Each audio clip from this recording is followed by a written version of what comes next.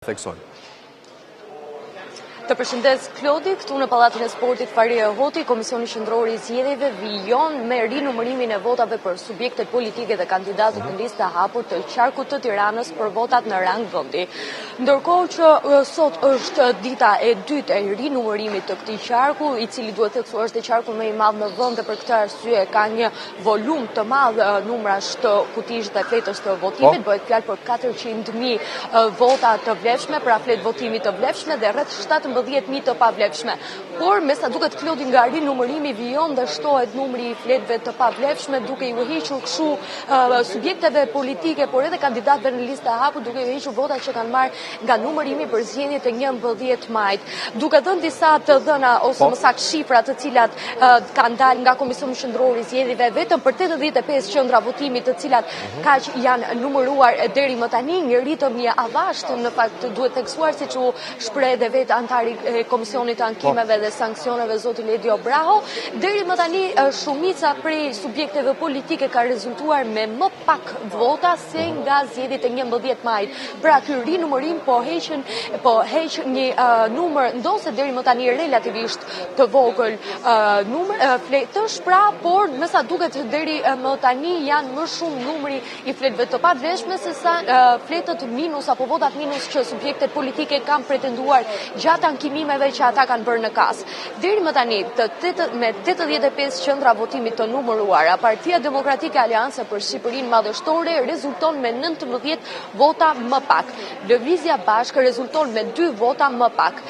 Lëvizja Avdeu ka rezultuar me 1 vot më shumë pra nga numërimi i zgjedhjeve të 11 majit. Koalicioni Euroatlantik ka rezultuar me 5 vota më shumë. Partia Socialiste në fakt është ajo me numrin më të lartë të votave që janë hequr, me 42 vota më pak se nga numërimi i procesit të numërimit për zgjedhjet e 11 majit. Aleanca Kombëtare Shqiptare me 1 vot më pak, Aleanca Demokracia e Re me 1 vot më pak, Koalicioni Djathtas për Zhvillim me 1 vot më shumë, ndërkohë që Partia Mundësia ka të marrë 3 vota më shumë se sa nga numërimi i zgjedhjeve të 11 majit, dhe e fundit është Partia Socialdemokrate, e cila ka rezultuar me 7 vota më pak se nga numërimi i zgjedhjeve të 11 majit. Me sa duket shumica prej subjekteve politike po penalizohen nga ky rinumërim se sa po fitojnë ato vota që sipas tyre kanë qenë të humbura, por sigurisht është ende herët për të folur pasi janë 1282 kuti dhe deri më tani kemi shifrat për vetëm 85 kuti të numëruara. Pra numrat pritet që të lëvizin nga minuta në minutë, por sigurisht që do të kemi rezultatin final pasi të jenë numëruar të gjitha kutitë dhe pritet për të parë nëse do të ketë shifra të cilat do të prekin mandatet e subjekteve politike apo edhe të kandidatëve në listat e hapura, apo nuk do të kemi ndryshime dhe Komisioni i Ankimeve dhe Sanksioneve do të le të themi këto rezultate që kanë dalë nga rinumërimi. Por sigurisht Klodi pretendimet e partive politike vijojnë, të paktën ata të opozitës, sipas Partisë Demokratike Aleanca për Shqipërinë Madhështore, ato pretendojnë që të marrin mandatin e 14, ndërkohë që Partia Mundësia kërkon që të ruajë mandatin e dytë. Pra këto janë më të rrezikuarat deri më tani, njëra prej tyre mund të dalë fituese, ndërkohë tjetra humbse, ose nëse do të jetë po njëjti rezultat dhe Partia Demokratike Aleanca për Shqipërinë Madhështore do të ruajë pra të 13 mandatet dhe Partia Mundësia do të ruajë 2 mandatet e saj. Kjo do të mbetet për të parë pasi këto janë edhe subjekte politike të cilat në fakt kanë dërguar vëzhgues këtu në Pallatin e Sportit Faria Hoti ku po kryhet dhe procesi i rinumërimit dhe janë më të interesuarit ndërkohë për këtë rinumërim. Ndërkohë që Partia Demokratike vijon me akuzat se ka pasur një farsë elektorale dhe janë mbledhur votat e tyre, rinumërimi në fakt po tregon të kundërtën e pretendimeve të tyre. Ndërkohë që nga Partia Socialiste kemi një heshtje sa i përket këtij rinumërimi, nuk ka asnjë vëzhgues apo kandidat, ndonse betejë ndodhet për kandidatët në listë e hapur, flasin për Olta Xhaxhkën dhe Blerina Gjylametin, të cilat kanë vetëm një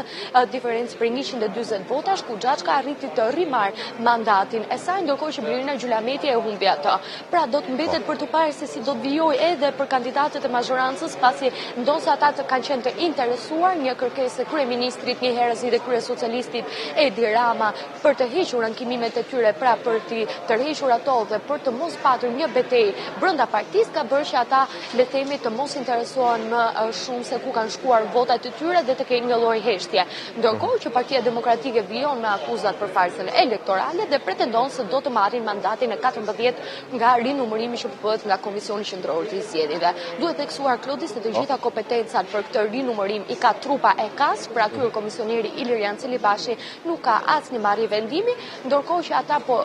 qëndrojnë këtu gjatë gjithë kohës së rinumërimit dhe vlerësojnë të gjitha fletët që vijnë nga grupi i numëruesve për të parë nëse janë të vlefshme apo nëse janë të pavlefshme dhe janë hequr partive. Gjë që në fakt ka ndodhur deri më tani për këto 85 kuti të cilat janë numëruar. Ndërkohë që pas qarkut të Tiranës do të numërohen 580 kutit në qarkut e Fierit, edhe këtu vetëm në rang vendi, pra do të jetë njëjti proces si Tirana, ndërkohë që Durrësi është i fundit, por nuk do të kemi vetëm rinumërim në rang